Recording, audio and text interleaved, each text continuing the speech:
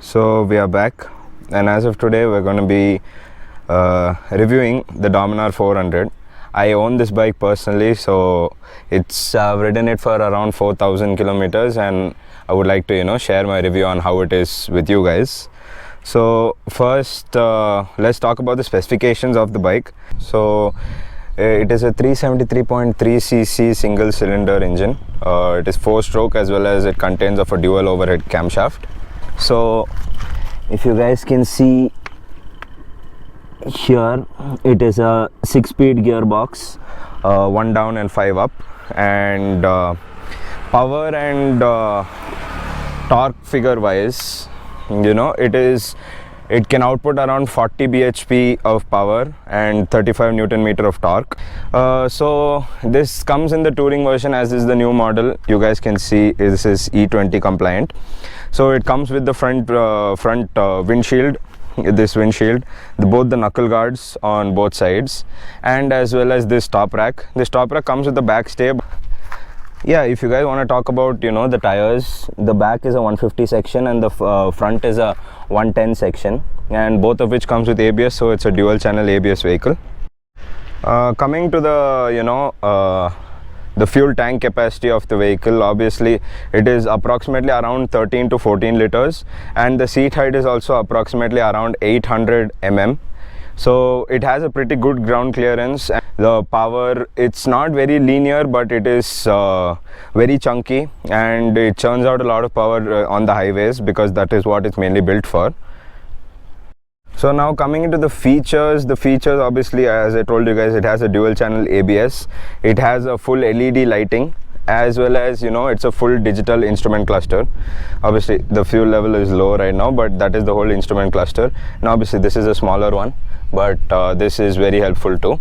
Then it has a backlit switch gear, so as you guys can see, there's a blue light behind all of the buttons, which helps navigating through the switches easier at night.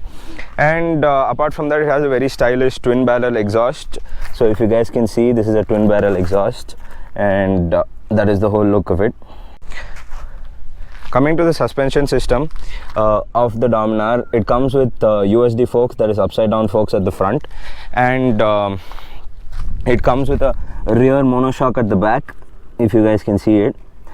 And as well as it has split seats, so the rider and the pillion have split seats, so that's a very good thing about this bike as well.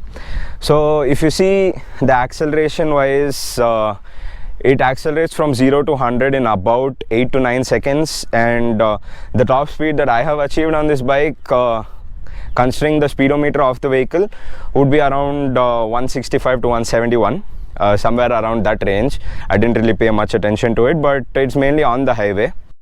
So as it has USD forks up front and a rear monoshock at the back, the handling abilities are quite good, as well as it gives you a lot of confidence while you're cornering. I personally had an issue cornering with a lot of other bikes, but I never found the issue with this one.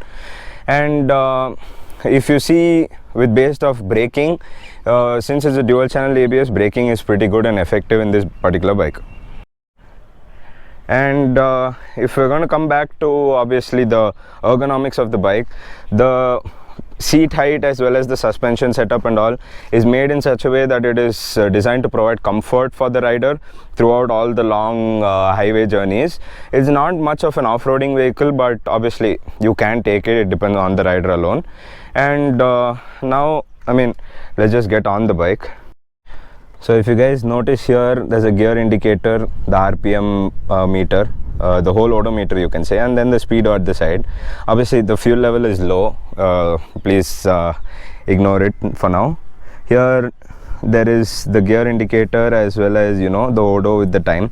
You can switch it out for trip 1, as you guys can see, it's almost 1,000 kilometers. Trip 2 is the same, and then it goes to info and back to the odo. You can change stuff back here. Now if you guys can see, there's dynamic fuel. Just a second. Now if you guys can see, there is dynamic fuel. It shows the mileage dynamically as you ride, and this is the gear indicator. So now let's let me show you guys the headlight of this particular vehicle. So this is the particular headlight of the vehicle. This is mainly used during the days, can use this particular switch, this one right here, flip it to the left and it switches into this. So this is mainly used during the nights. And now, you know, you guys can see this back here. This is the radiator of the bike, and here you have the coolant.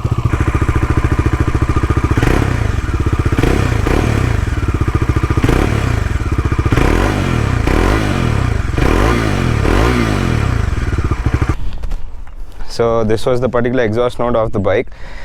And obviously now with the new release of the Triumph Speed 400, you know, we don't know how the sales of the Dominar are going to be after it.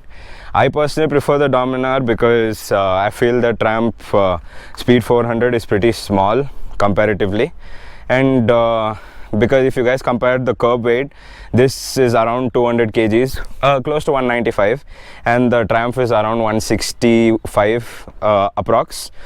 Anyways, you guys let me know what you would prefer, Triumph Speed 400 or the Bajaj Dominar 400 in the comments below. And also be sure to like, share and subscribe. As you know, the last few videos have been getting very less support, and I'll catch you guys in the next vlog.